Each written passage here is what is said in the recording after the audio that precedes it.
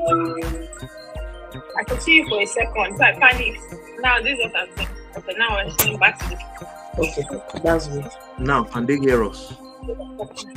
They can hear the music. Esther, But they can't hear us talk, yeah? Esther, but you can't hear us, Abby. No, we can't. I heard myself right now on the live platform. We can't.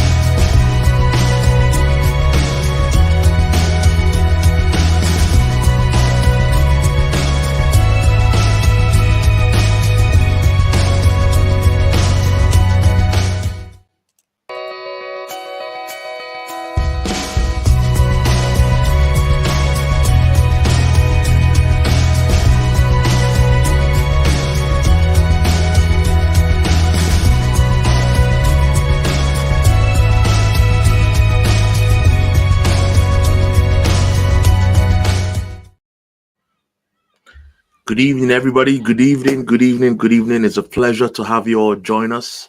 Good evening, everybody. How you all doing? How was your day? I'm sure for many of us, perhaps you're on your way back from work or you just got back from home. I don't take it for granted for you being part of this community and choosing to give us your attention for tonight. And so, thank you very much. Thank you. If you can just use the comment section, tell us where you're joining from. Perhaps you're in the US, you're in Nigeria, you're in the UK here with me. Please do well to use the comment section and just let us know where you're joining from. I would love to know where you're joining from. Thank you very much. Yes. Oh, thank you. Thank you. Thank you. Thank you. I can see some familiar names here. Thank you very much. Thank you. Thank you. Thank you. Thank you. So use the comment section. Let me know where you're joining from. Thank you very much. Thank you. I can see Taiwo here. Thank you. Who else can I see here? If you're on YouTube or perhaps, okay, you're from the UK, Amma, thank you for joining. Thank you. Thank you. For those of us who are on YouTube or on Facebook, do well to join. Thank you, Olivia in Manchester. Thank you. Thank you. Hope you all are doing well. Thank you very much for taking time. Thank you, Grace from Swansea. Oh, my people. Thank you very much. Thank you. Thank you. Thank you. Tonight is I am hope. Oh wow, from Bournemouth. Thank you very much. Thank you.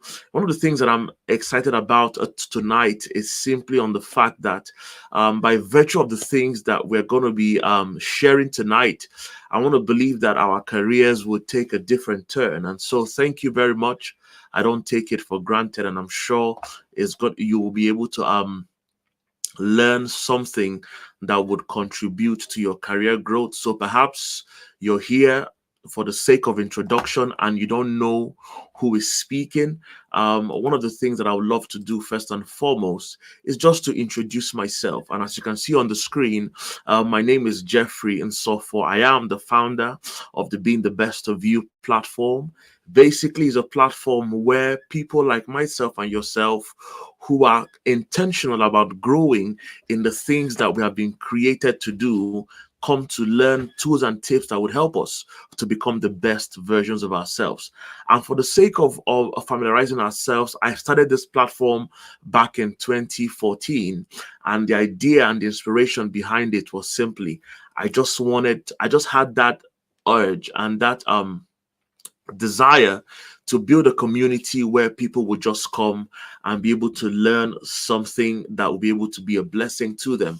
And so again, thank you very much for you guys joining here tonight. I don't intend to keep us here longer.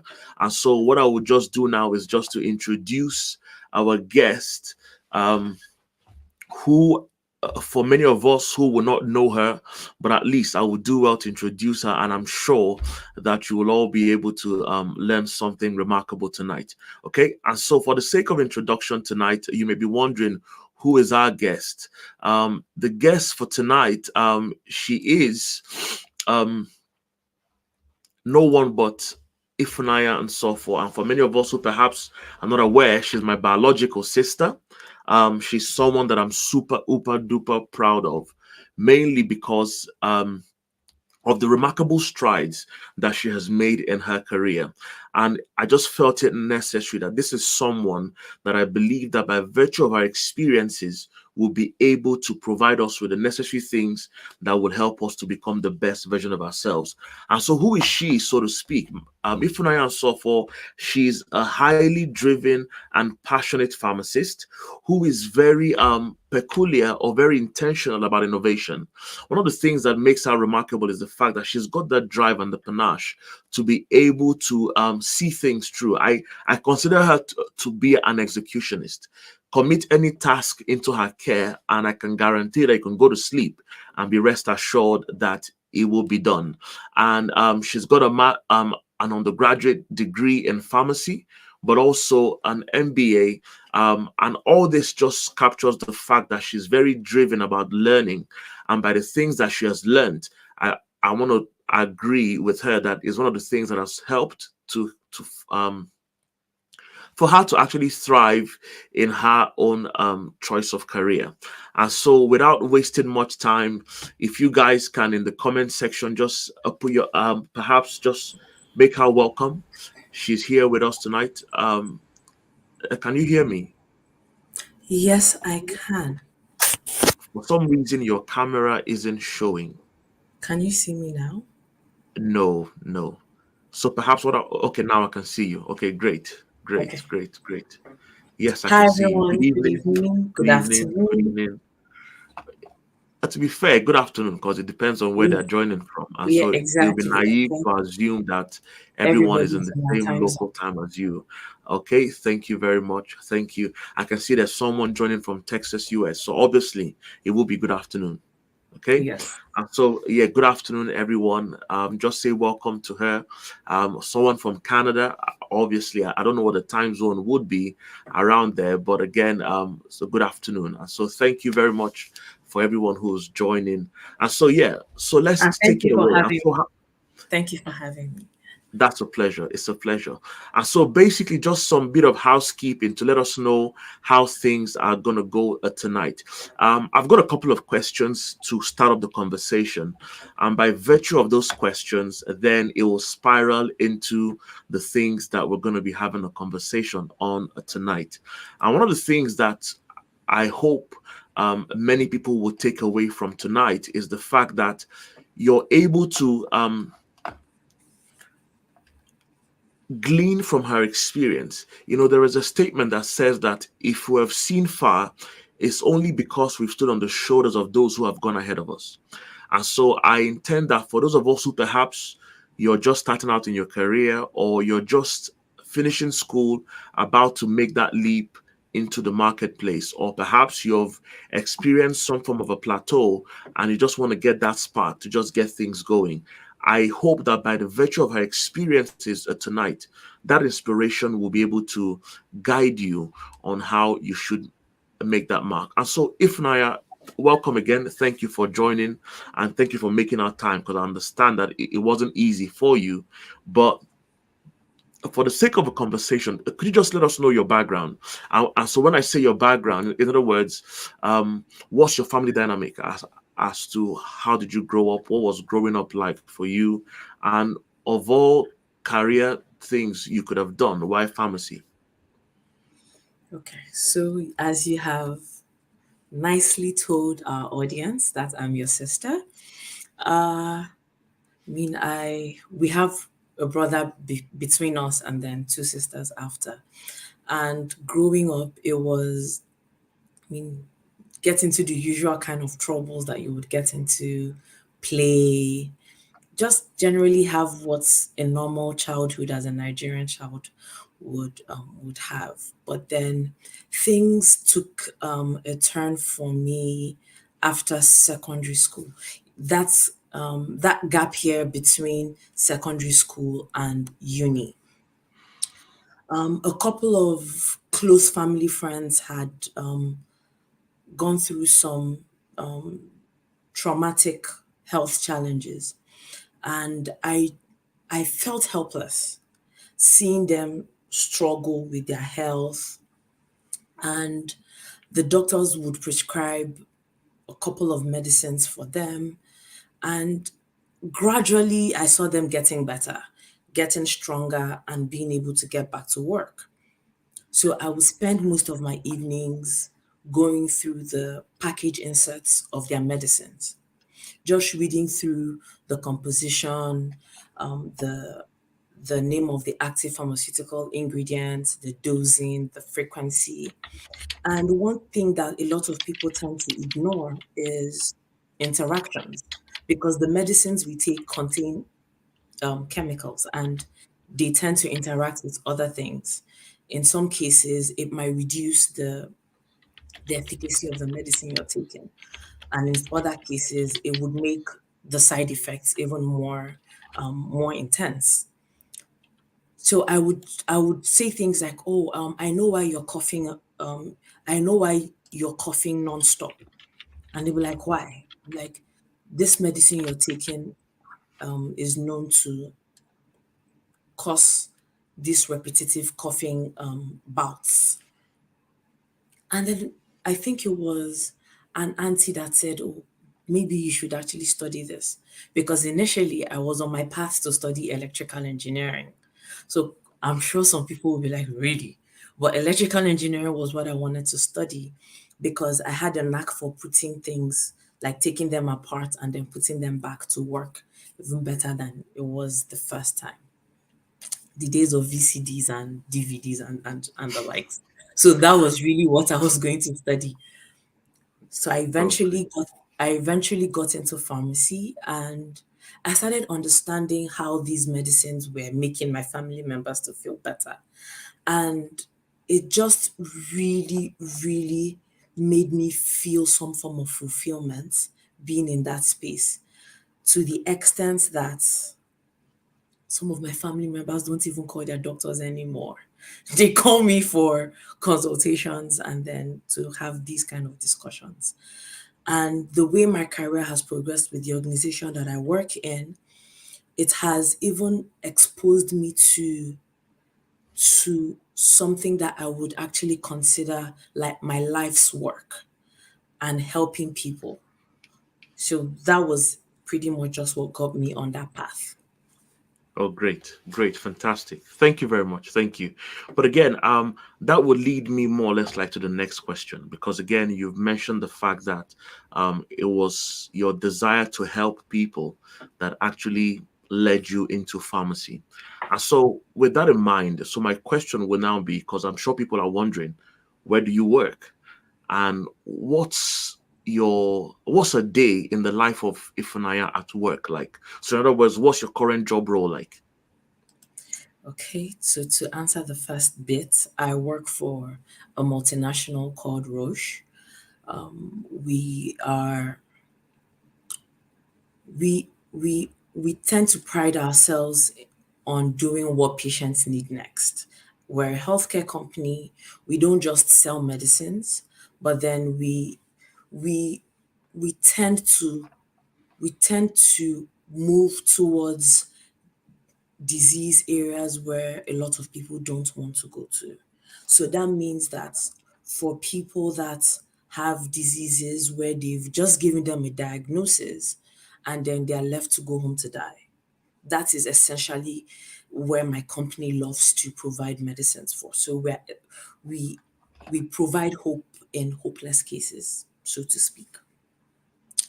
I currently wear two hats. I work as a rare conditions partner responsible for sub-Saharan Africa, mostly Nigeria, Ghana, Kenya, Cote d'Ivoire, to a certain extent Benin Republic, Senegal, Cameroon, Congo, and then until recently Sudan and Tanzania. Oh, wow. Then the second hat I wear is as a neuroscience lead for Nigeria.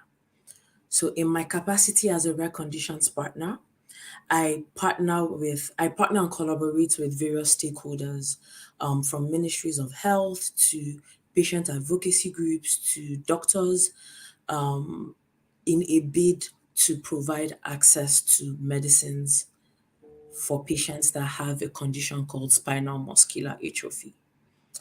You might want to look that up like after the conversation. It's I a wish I could very spell it first of all. spinal muscular atrophy. So it's a very devastating disease that starts from childbirth. I think most people would know about sickle cell. So it's transferred to the babies, essentially the way sickle cell disease is transferred. So you have a mother and a father who is a carrier, and then they have a 1 in 4 chance of having a child that carries the mutation in the gene that causes spinal muscular atrophy. I said I wasn't going to get too technical, sorry. Okay. So this disease is very devastating, and if nothing is done for these babies, they usually don't live to see their second birthday, and it's Oh, wow. extremely rare.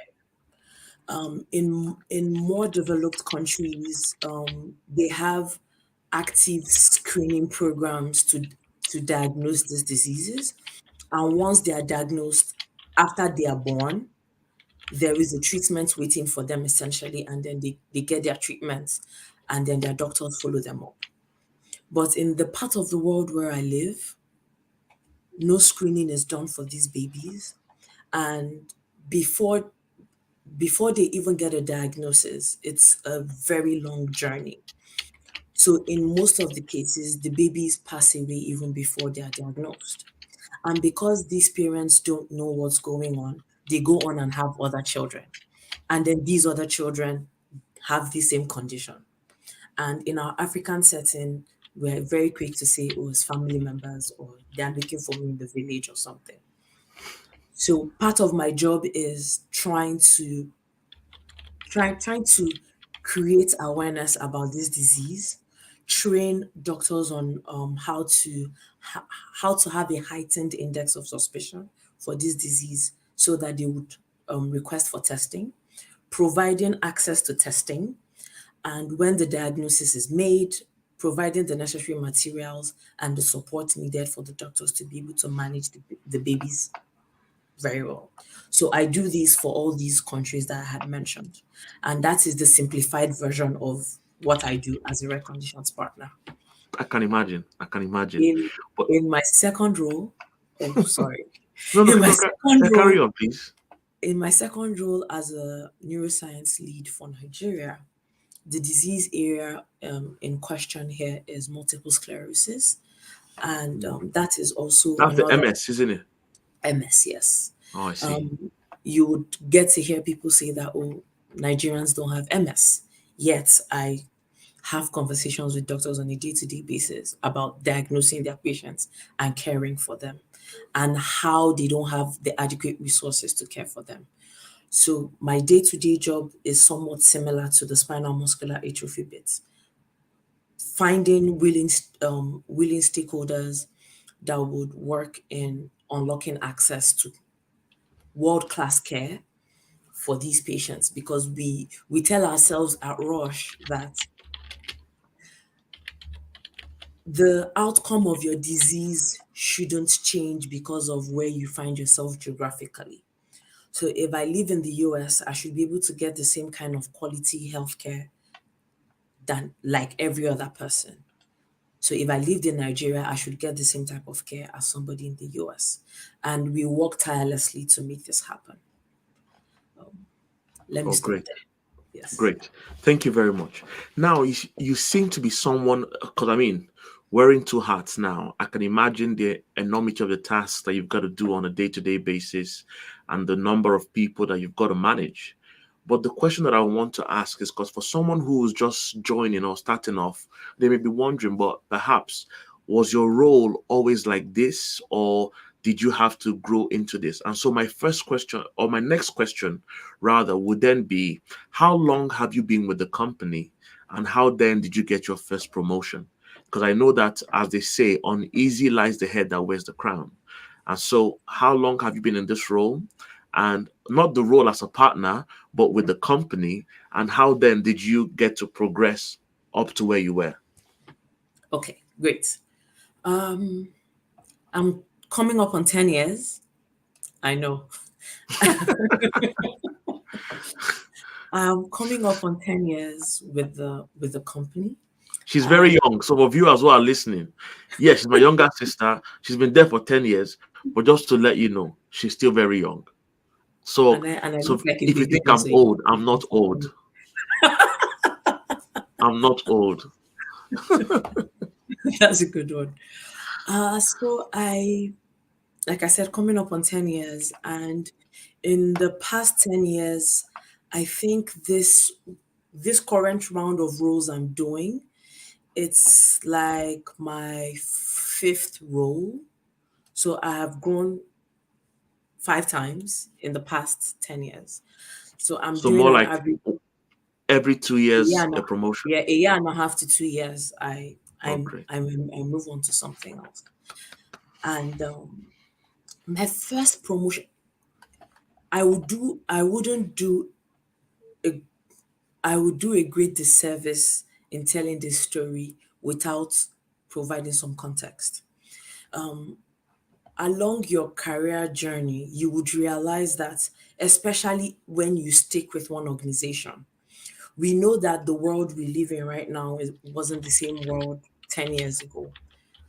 And if any company is going to remain successful, they're going to have to make several changes to meet the needs of the ever changing ecosystem that they serve. So, just like every other company, my company has gone through several changes in our structure, in our leadership, and pretty much just the way we work, right? And my first promotion was as a result of an organizational change that had happened to meet the needs of the ecosystem. And we were asked to apply for a bunch of new roles with different titles. And this time it was different. We had to do what you would call an assessment center as opposed to a traditional interview. And this assessment center it's the best way to describe it is just like a fishbowl approach. So you're put in a fishbowl and then you're given certain tasks to do. And then you have a panel of judges that would look at you and then assess how you respond.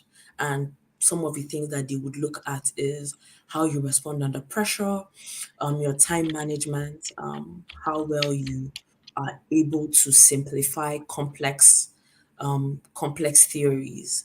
Because as my job evolved, I had to gain that skill as well. So if you're able to, you wouldn't always expect that your audience understands what you're talking about. So if you're able to break it down and simplify it, it's a plus. So these are just some of the things that they would look at in an assessment center. And so they threw all of us into that kind of situation. And the role that I was really interested in involved it's a medical affairs role, and it involved being able to communicate clinical trials clearly to doctors and other stakeholders that we will be engaging.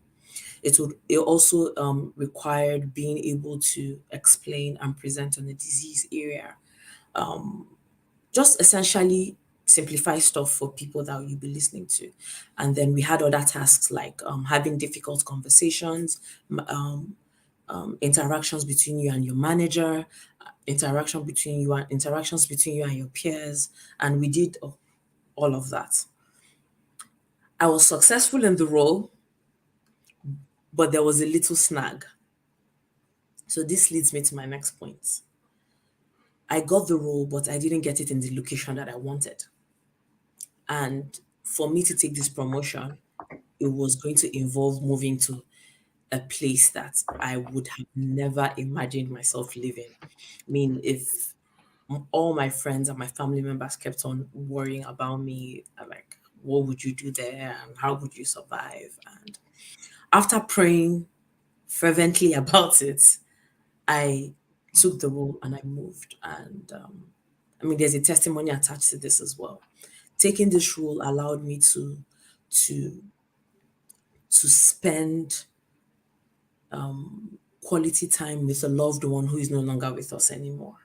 So God definitely is also involved as well, and He saw what needed to happen and how things needed to progress for me.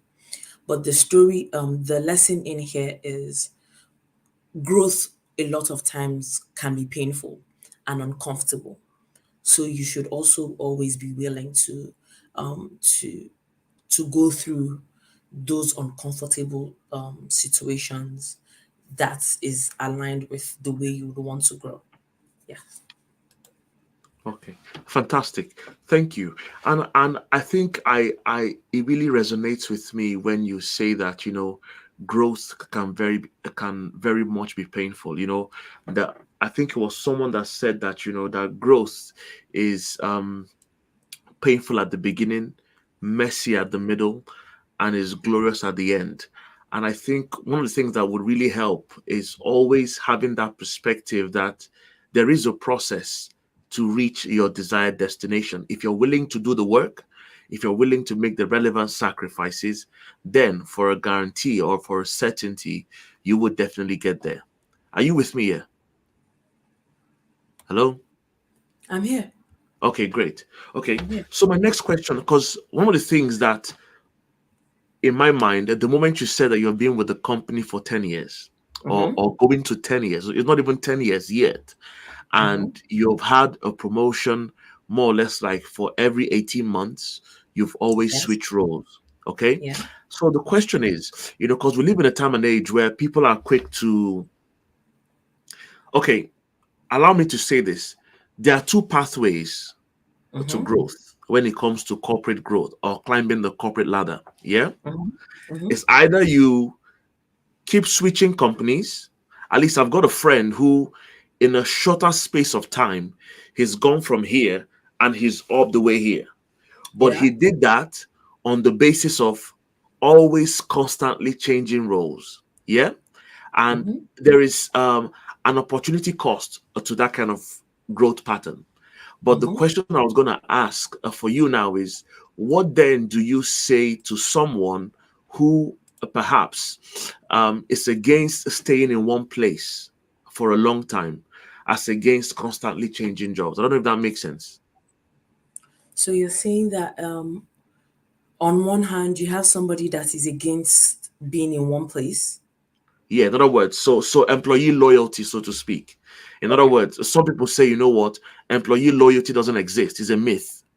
But here you are, you've only worked for one company and you've ascended in your career in a space of 9 years, and so or going to 10 years. So what then do you have to say to someone who perhaps is starting off their career and they're in your quote? Because I recall along the line you said that your first job was more or less like your dream job.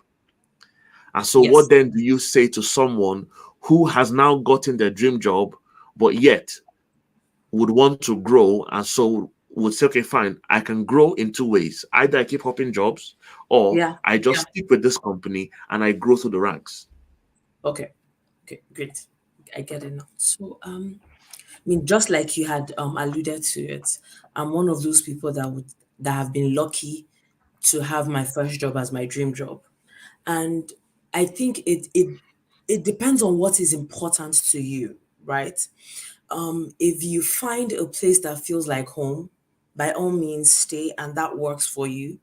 But just make sure that you have enough opportunities and resources that allow you to grow and to move vertically or horizontally, because growth doesn't always have to be vertically.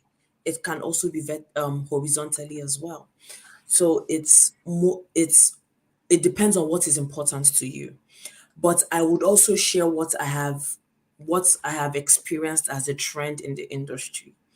And if you're after money, if you want money, it's always best to change organizations. I'm not saying leave every 6 months or every 1 year, but then follow roles that that are synonymous with the way you want to grow and not necessarily the company. So follow the roles that are Mm, aligned with what how you want to grow. And you realize that when you're moving into a new company, it's always an opportunity for you to negotiate from a higher starting point, because essentially your salary grows according to what the company started paying you when you joined. So if you're able to move through companies, it's always an opportunity for a fresh start for a new salary band. But then on the other hand as well, in my case, my company feels like home. It feels I feel aligned with my life's work. So I have never felt the need to want to go anywhere. And I am also lucky to say that the company provides me with enough resources and opportunities. I mean, and in these 10 years, I haven't always worked in the same disease area. I've worked in breast cancer, I've worked in blood cancers, I've worked in hepatitis, I've worked in Huntington's disease, I've worked in solid tumors. So I've worked through various disease areas, and with each one comes with a lot of learnings. And you get to work with different people. And when you work with different people, you're exposed to You're exposed to way more knowledge that sometimes you don't even know what to do with it. So I would say that identify what is most important to you and to that path. Oh, great. Great. Thank you. And I think just to even add to what you've said, I think it's very important for anyone who is starting out. For every company you join, I think it's always good to ask, first and foremost, understand the company's culture. If a company's culture is one that is not akin to creating opportunities for the employees to grow, then perhaps it's always a case of you asking yourself the question, what do you want? Is it money or is it career progression? Because there are some Exactly. companies that would pay you a whole lot of money for you to join, but you Mhm. will stay on that salary more or less for the next 5, 10 years. Yep. Yeah, I don't know if that that's makes very true. sense. And That's so very it's true. always good to always, as part of your interview questions, to always first and foremost understand what's the company's culture like. Because it is a culture of progression, then perhaps that's where loyalty can be invested. Because you can't just afford to give every Tom, Dick, and Harry organization your loyalty. And so that's number one. But number two is to ask yourself, is there a roadmap? Is there someone who you've seen in that organization who has started from point A and they've gotten to point Z? And also in the case of how long has that been? And I think that's something that would really, really be great. But also I I wanted would to now ask you a sorry. question, right? Okay. There's this concept, and now don't get me wrong, I'm not against the generational trends or whatever it is. The truth is, um, from my observation, life always tends to um, tilt in the direction of trends. And so, we had the baby boomers, we had the millennials, and now we have the Gen Gen Zs. Zs, Gen so to speak. And so a typical Gen Z would tell you, I don't really want to make much money. I just want enough money to travel, see the world. After all, you only live life once, and that kind of thing. Or maybe growing up, for example, our orientation to work was whatever needs to be done, get your hands dirty, get it done. And so my question would be then, what's your advice to a Gen Zer in them trying to make or to more or less experience career progression? I don't know if that makes sense. Yes, yes, yes, yes. I Yeah. understand. Before I answer this, I also wanted to add something to the previous points that we're talking about before we move on to this. If you're in doubt about Sorry, what, someone said Gen X. So that was, I guess, Gen X is the generation between the millennials and the Gen Z. And she said, always the forgotten generation. So my bad. we apologize. If you're ever in doubt about what a company is like in terms of their culture or about a certain role, a very, very beautiful starting point that I have also used it in the past is LinkedIn. You go on LinkedIn, you find somebody that is doing the role that you're considering. You reach out to them. More times than not, they always respond. I know that we can be like, oh, that the person doesn't know me, and the person, just introduce yourself, be transparent in what you're trying to do, and be like, oh, I'm considering a role in your company that is similar to what you do. If you don't mind, can I set up a short call for me to ask you some questions about this and to clarify some expectations? You would realize that, again, oftentimes are not, they would be willing to share, and that way you would you would get a fair a fair impression on what growth might look like for you in that company. And if money is also, if money is the motivation for you, you're also able to get the impression whether that company is also able to match that. And try to do this for 2 or 3 people, because you also know that as human beings we have our biases. Okay, so moving to The next question he asked about the Gen Z, the people of the Gen Zs. I would say I don't think I know anybody that would like to just do the same thing consistently all the time. Life would get boring and monotonous, and I mean, you would at some point would want to grow, right? And if I go by if I go by articles online about character traits synonymous with Gen Zs, you would see things like they are very much they are they would very much work within the scope of their job description and Description. not wouldn't want to go anything beyond that. And I would say that and I will say this carefully, please.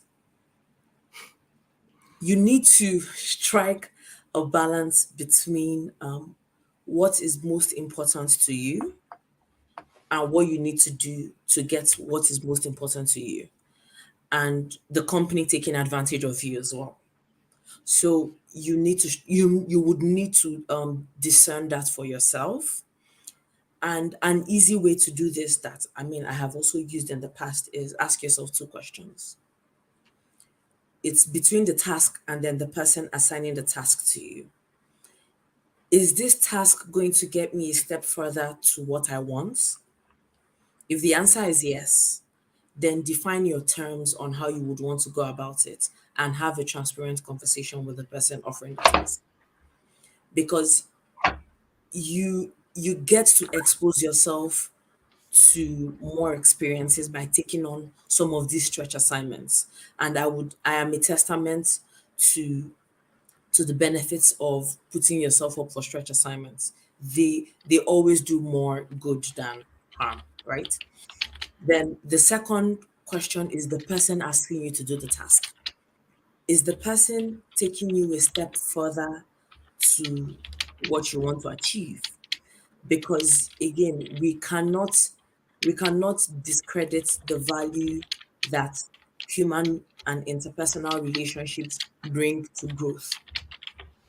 Beyond your background and your degree and your experiences, at the core of growth and career growth, you have people in there.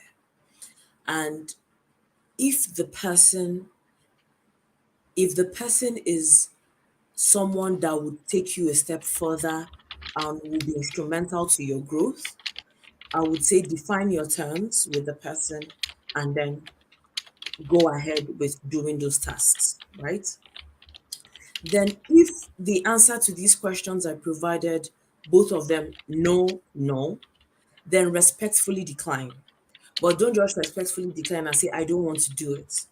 Respectfully decline by saying something like, oh, I am I am honored that you consider me good enough to do this for you, but I wouldn't be able to do this now because I am focusing more of my energy and my free time on task ABC that is aligned with my growth. Then you can even take it a step further by saying that please, in the future, if you're aware of any opportunities in this space that would allow me to grow, I will be happy to take this on in the future. So that way, the person understands that you are also being intentional about your growth and you're being strategic about it. Okay, great. So now, because there was something profound that you said, and I think is when you said that, at the core of career growth is people. Yeah. And so my Yes. next question then would be then, how then do you now encourage someone to build relationships? In other words, it could either be vertical or horizontal. Because some people be like, you know what, particularly this is a trait that is often seen with people in tech. Now, again, Mm-hmm. I'm not being stereotypical here. It's just a generalized observation that people Mm-hmm. who are in tech, particularly software developers, Mm-hmm. software engineers who are used to lone working, they Mm-hmm. tend to be very antisocial. So Mm. then, and so how then do you speak to someone who perhaps just by nature of their job role, they have to work alone more often times than not?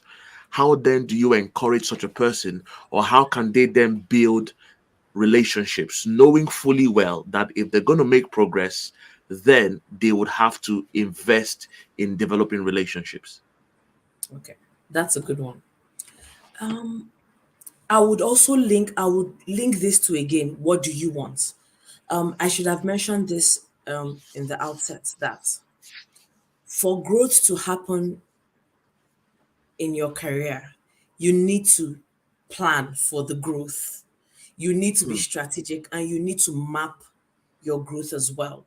And don't be stuck on the very first map you drew, because the workplace keeps changing, careers change, interests change. I mean, human beings as well change. I'm not the same person I was when I started this job in 2014.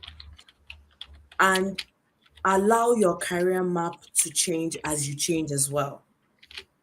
So I would link it back to the first thing I said, which was, what do you want to achieve? What is your next anticipated step, or the next role you're gunning for, and you're trying to get it? And then find the people that would help you get there. And like I mentioned initially, you can go on LinkedIn and then trying to speak to people that are doing things like that. That is an aspect of networking.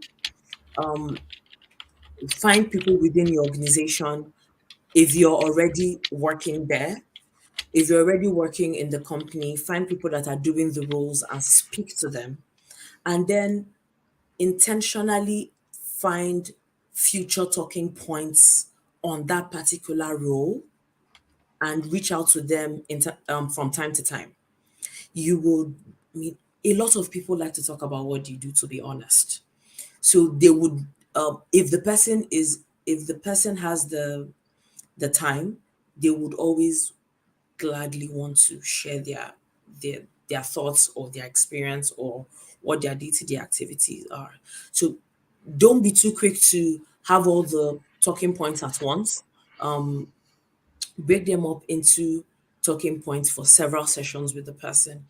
And you would realize, please, it's also important that every time you have such discussions with the people, try to build rapport as well. um, as that as that the conversation eases you into the conversation, and also eases the person into the conversation as well. And you also get to learn things about the person. So from one time you can learn that, oh, they had a sick child the last time. And then the next time, like, oh, how was you? I hope your child that was sick is now feeling better. And that is part of the building rapport. So start these conversations by building rapport, and then ask your question. And in some cases, end each conversation with saying, would it be okay if I reach out to you in the future if I have further questions? More times than not, they are always also willing to do that as well. And this can apply both vertically and horizontally. It's also important to speak to people beyond your organization as well. You can speak to people in other organizations that are doing something similar, and then also get to learn what they're doing and how they're doing it. Another thing that I do is, you have colleagues that you work in the same office, right? And not all the time will you know what they are working on. So you can schedule a coffee chat, or if you're passing the person on the hallway, you can be like, oh, hey, what are you working on? And then the person shares what they're working on. And then you get the opportunity to then share, oh, I'm currently working on this, but I would also love an opportunity to to um to pivot into this. Do you know what I can do? Or do you know who I can speak to?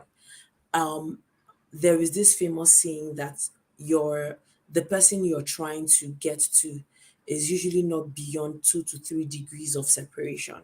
So Hmm.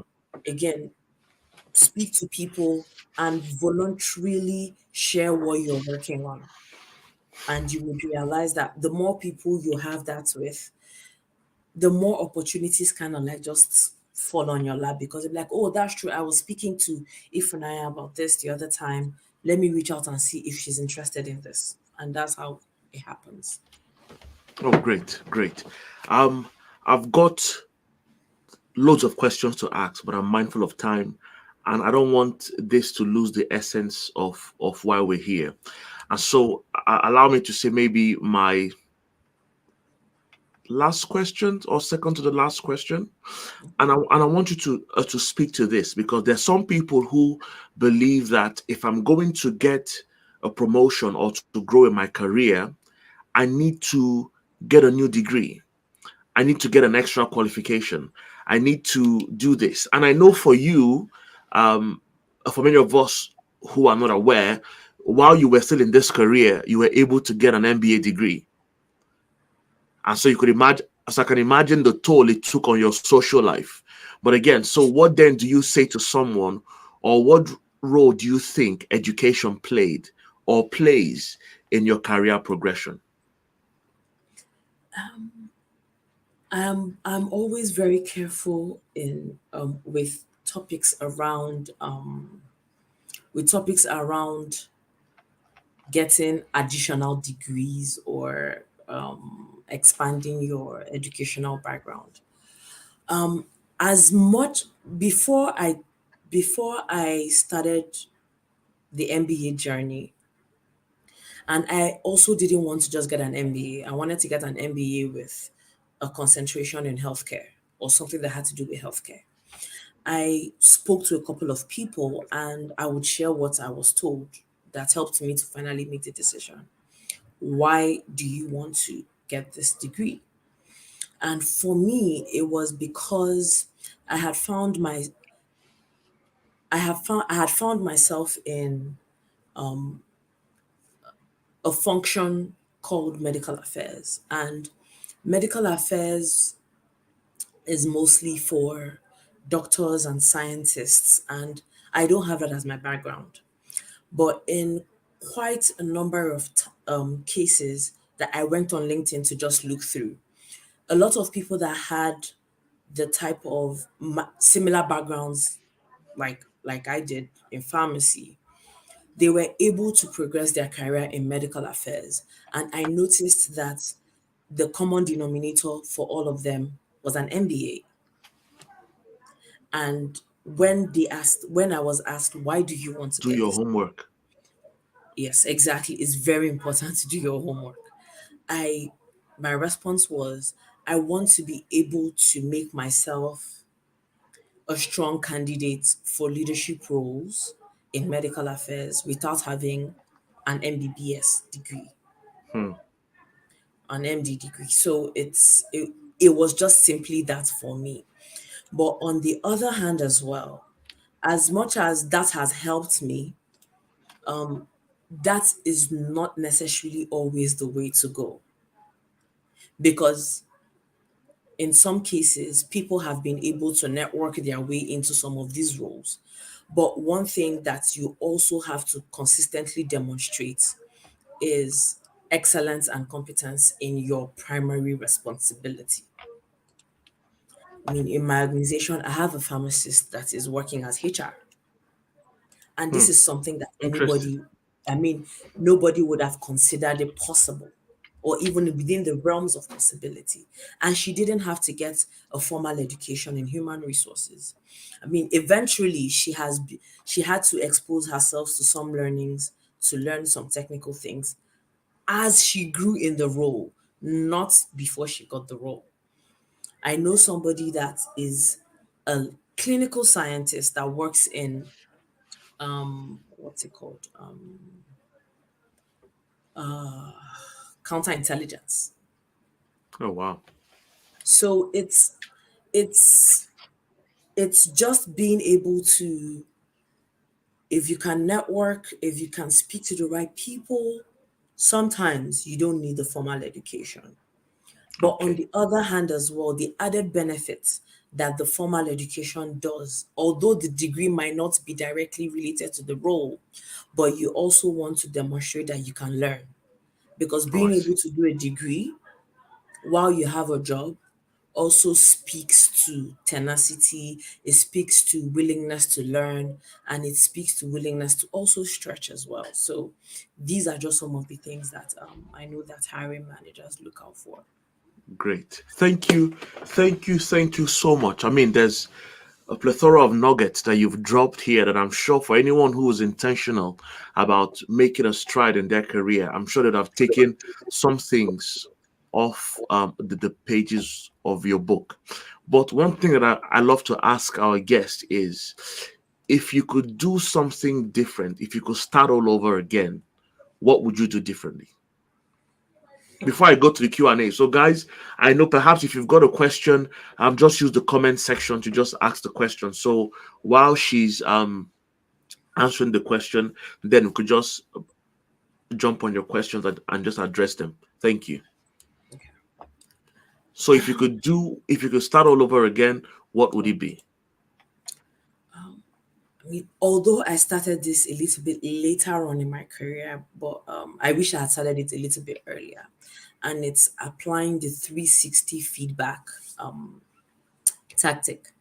And it's 360 because you're speaking to your peers, you're also speaking to people in leadership or your manager, and at the same time, if you're a people manager, so you have people that report to you, you're also asking them for feedback. So that way, from your peers, you're getting feedback on how you're doing your work, on how you're showing up on a daily basis. Speaking to your direct reports and your leadership, your line manager, or just people in the enabling team, you're also getting feedback on things you could do better or things you could start doing in addition to the things that you're doing. Don't always go for the negatives. Also ask for a balance. What am I doing well? Are there things that you think that might make me successful that I'm not doing? Or are there things that you think that I should start doing? But then, I mean, we tend to always think feedback in the with a negative connotation, right? And Yeah. but then there are positive spins to it, and like I always say, feedback is a gift, right? Hmm. So ask for. I wish I had started asking for that gift from people around me that I worked with and have also seen me grow way earlier in my career. I would have learned some skills faster than than the longer period that it took me to get to where I am today and hopefully where I plan to be in the future. Oh, great. Fantastic. So here we've got a question. We've got a question here. Someone is saying, um, concerning reaching out to people in your role that you're looking to apply for, is there ever the fear that you can come across as coming for their job? And I think that's a fantastic question. I say Yeah. that because a joking thing, a friend of mine went for an interview and the manager asked him, where do you see yourself in 5 years? And he says, I see myself in your role. and, Yeah. and the person Yeah. took it as a threat, I said, oh, no chance. This guy's not getting this job. And being true to type, the guy didn't get the job. Yeah. So again, I think it's a very fantastic question. Yes. So please speak to us on that. I think this lies mostly with the person that is feeling threatened, right? And it's in no way a reflection or like on you or your skills or what you bring to the table, right? And so the way I would manage this is the way I would approach the person. In, I mean, as a lot of Nigerians would think, um, you would have to, I don't want to say cunning, but you would have to be strategic with the way you ask the question. Um, I really like what you're doing. I particularly admire the value that you deliver through this A, B, and C. I would love to learn from you. I would love to do this. I would love to do what you're doing in the future because I know that by the time I'm getting there, you would have moved on to something else because you're just amazing. And I'm not saying that you should brown nose the person, no.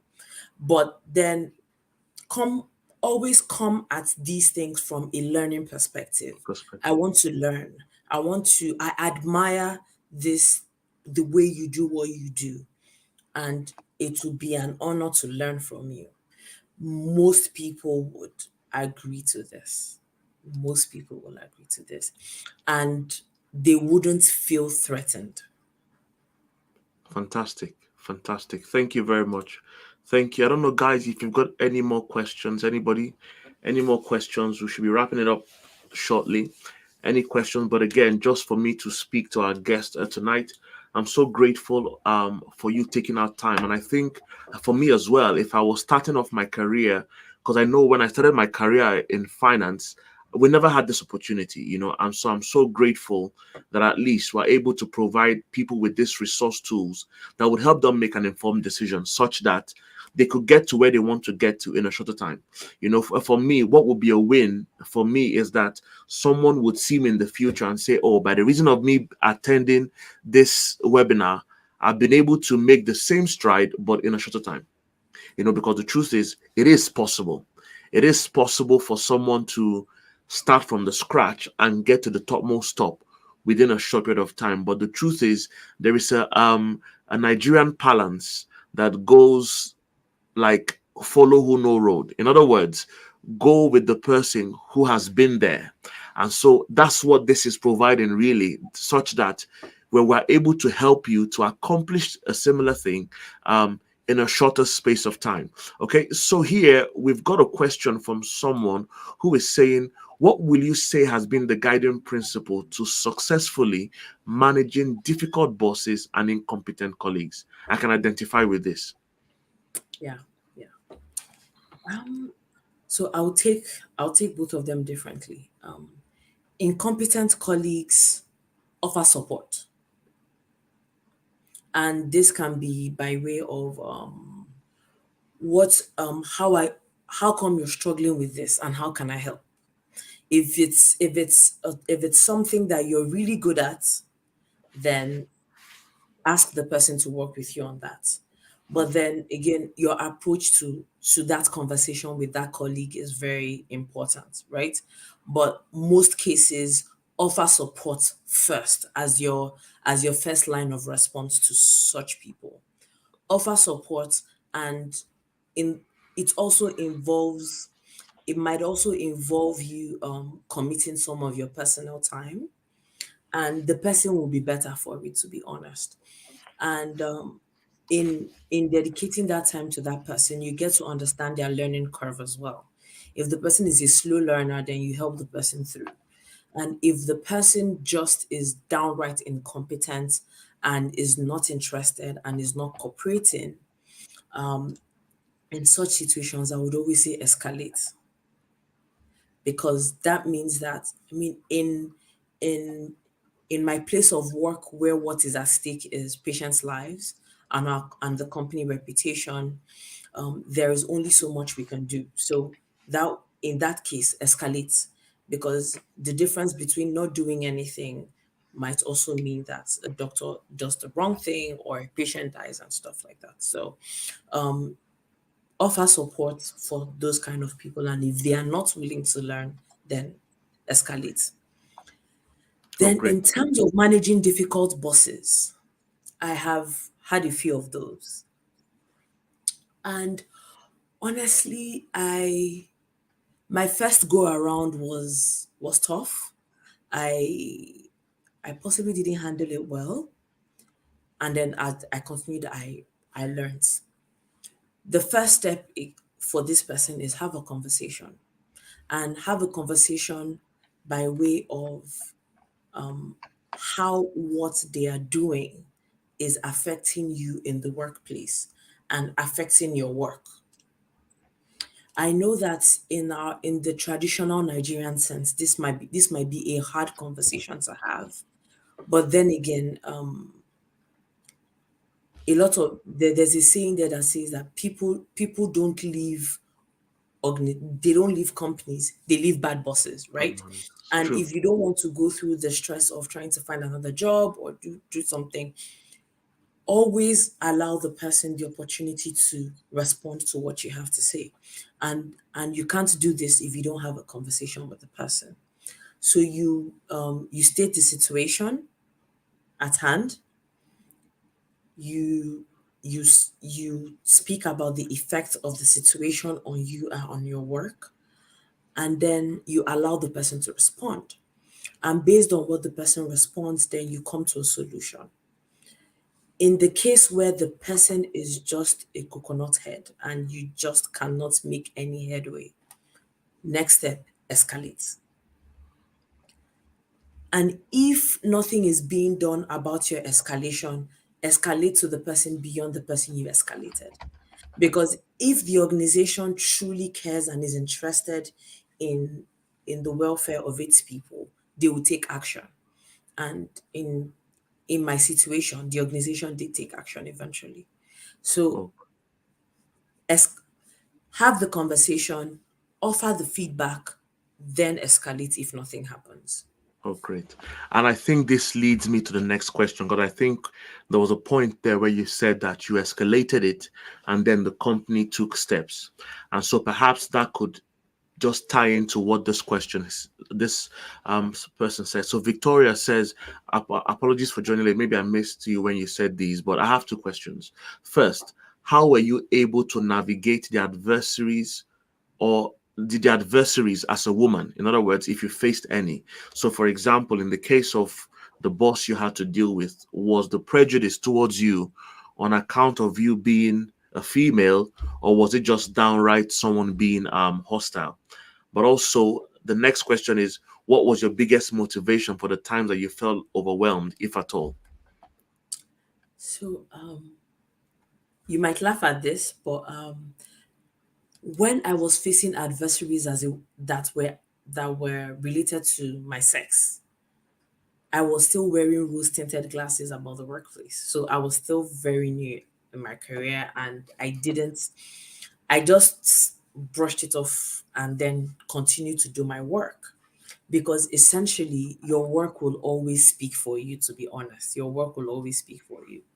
So but it was much later that I realized that this was what was going on. And every other time that it came up, I addressed it head on. So when I don't want to I don't want to I don't want to provide examples here, but then anything that is making you uncomfortable in the workplace, always attack it head on. Attack the source, sorry, not attack, but then address the source, and address the source by questioning the intent behind it. It might be a statement, it might be an attitude, it might be whatever it is, but always address it head on. Do not cower, do not decide for the next victim, because you're doing the next victim a great disservice, right? Address it head on. And if you don't get an apology or a change in attitude, escalate. I mean, this is one place I would say that it always pays off to be assertive. And then the second question was, What please was your can biggest motivation, or how did you motivate yourself when you felt very low? so like I'm okay. You joined a little bit late, Victoria, but my current job, I work with sick little babies. I don't think anything else can push you more than that, Hmm. honestly. I've had days where I have sat on my desk and cried because I felt helpless. Because if you're working in the African healthcare system, you will be frustrated. Hmm. I felt helpless, I cried, but then again, when you hear stories of people and their families and their caregivers and what they are going through, you find the energy and you move on. But then I wouldn't say brush the emotion off, sit in it, but don't linger or dwell, and then keep it moving. Another thing that has motivated me as well, and I will not even shy away from this. The money is good. I'm an Igbo girl, so money motivates me naturally. Naturally. So when I know that I need to get paid or I need to demonstrate excellence on this task so that I can get better things in front, I get off my ass and I move. So Oh, great, great. Thank you very much. And I think for the last question for tonight, because I'm mindful of the people's time. You know, Esther Agbo is asking, amazing tips, Ifunanya. So, what's your opinion on mentorship and how do you go about getting one? But before you answer this question, I think I want to speak to Victoria's last question. You know, in other words, what keeps you motivated? The truth is that the company you keep plays a key role. I know, for example, there are times when you will find yourself deflated. And you could always ask yourself, the people around you, are they deflators or inflators? You know, there are people who you will share your concerns with, and the very first thing they will do is, just to ginger you up and say, you know what, get going. And one of the ways through which they will get you going is to make you revisit your why. Why did you start this in the very first place? But there are other people, unfortunately, they would love to see you down, love to see. And so always learn to guard your energy. In other words, when understand yourself, know when you're deflated. And the truth is, just like how when you're sick and you know that you have to see a doctor, when you're deflated, within your contact list, there should be at least 5 people that you can call and they will give you the encouragement that you need. yeah, That's super very, critical because very, encouragement don't come by chance. There are people that you know for friends that no matter what, even when I'm in the wrong, they would still go and take a bullet for me. Those are the kind of people that you will want to have within your circle, such that when you find yourself deflated or even sleeping into the point of you losing your energy, just like how you call a doctor and say, I don't feel too well, get that friend and then get onto it. And perhaps you don't have such friends. I pray for you that the Lord will bring such people into your life. Okay? um and thanks for that amazing point, Jeffrey. I mean, it was really, really spot on. And and I enjoy the strength of an amazing sisterhood. So very, very much on point. If you don't have such people, right? I would say that in the workplace, you would also find people like that that can do that for you, that can stand in that gap for you. I have also had those kind of people at work. They were not necessarily my friends. I just shared that my energy is running low. I feel really tired. And again, if your energy is also running low, it sometimes might be your body telling you to take a break. Every employer gives vacation days. Take some. Most times you come back recharged. Other if that is still not helping, then speak to people. You can speak to your manager, and then in trying to help you, your manager might ask you, would another project give you energy? I mean, again, if you're in a very supportive work environment, I would say exhaust the resources that you have, utilize them, and also speak to people as well. So to answer Esther's question on mentorship, I haven't directly benefited from mentorship relationships, right? But I've had friends that have strongly benefited from mentors that went ahead even beyond the mentorship program that they were having, or rather the mentor mentee relationship, and became strong advocates and sponsors. So a sponsor is someone that speaks on your behalf in a room where you're not there, right? So I would say that if you some of the things that I know about mentorship, just out of interest and also speaking to friends, is take the time to identify what you need mentoring on, right? There are because there are different people that have different strengths, and it is okay to have more than one mentor as well. So identify what you want mentorship on, because the person you are approaching that you want them to mentor you would also need clarity on what you need help with so they can know how to help you. Then you don't shy away from having multiple mentors on a certain thing, right? Then try out they are called chemistry sessions, which is the very first conversation you would have with a potential mentor. Don't feel bad if you have multiple chemistry sessions with potential mentors, and both parties get to have a candid conversation, or I don't think I might be able to help you. But always ask, is there somebody that you know that might be able to help me on this? These are usually like the very preliminary steps to take. But again, I would say that for the testimonials from my friends that have been able to have mentors, it has been positive reviews all through. Great. Thank you very much. Thank you, Ifunanya. Thank you for taking out your time to just, bless us in no little way.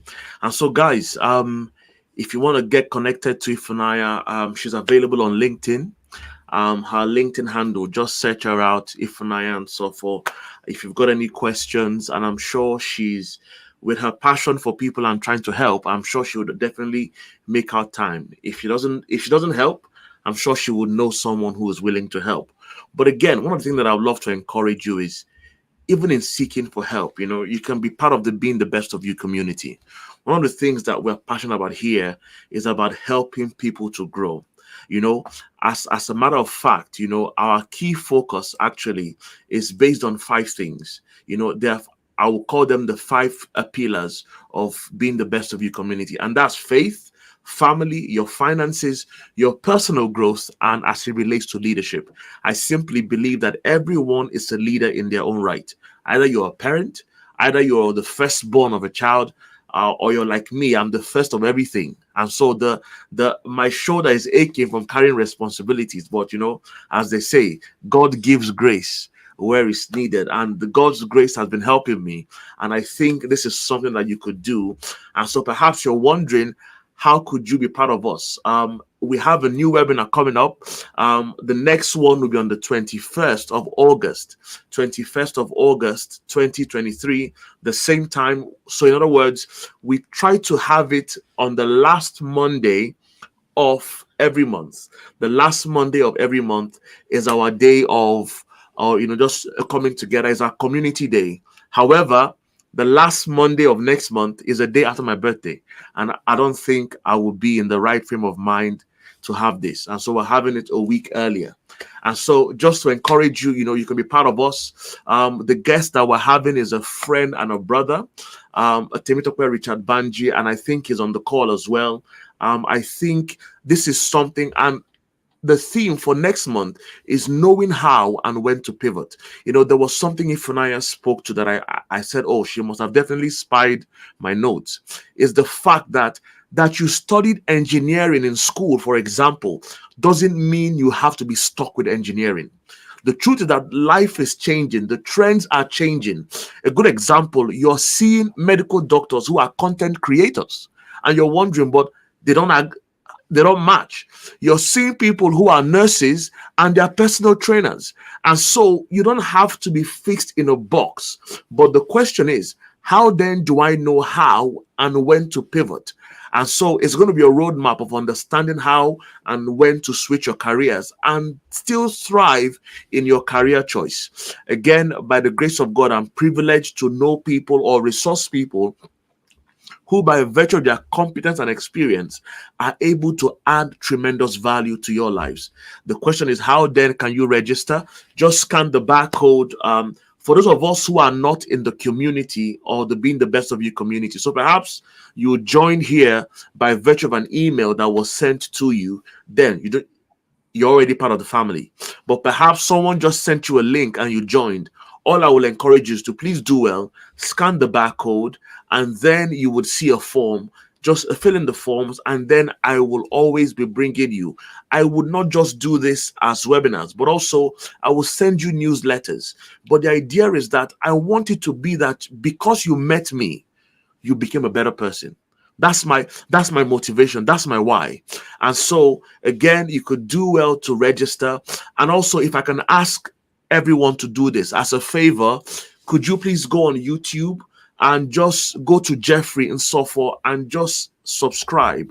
I'll be having podcasts and other contents that would also be of a tremendous value to you. I'll be most grateful. And until next time, allow me to say, keep being the best of you. So again, thank you to our guests for being part of tonight's episode. It's a privilege and my pride. I'll say my baby sister, but I can say it in public. I love you. I'm so proud of you. And the truth is, God couldn't have blessed me with any better sibling. All my siblings are fantastic. And guess what? I will be bringing them in their own right as time progresses, because in their own field of competence, they're all thriving. And I'm sure that this is something that you'll be able to benefit from. But again, for the seminar or the webinar next month, we're having a friend of mine, and the theme is knowing how and when to pivot. The date is on the 21st of August 2023, and then you will be able to join. But again, I'm grateful. I'm so grateful for you guys being part of me. And so do well to please go to YouTube, subscribe, share to your friends, and I look forward to seeing you guys again. So like I said, until next time, keep being the best of you, and God bless you. Thank you.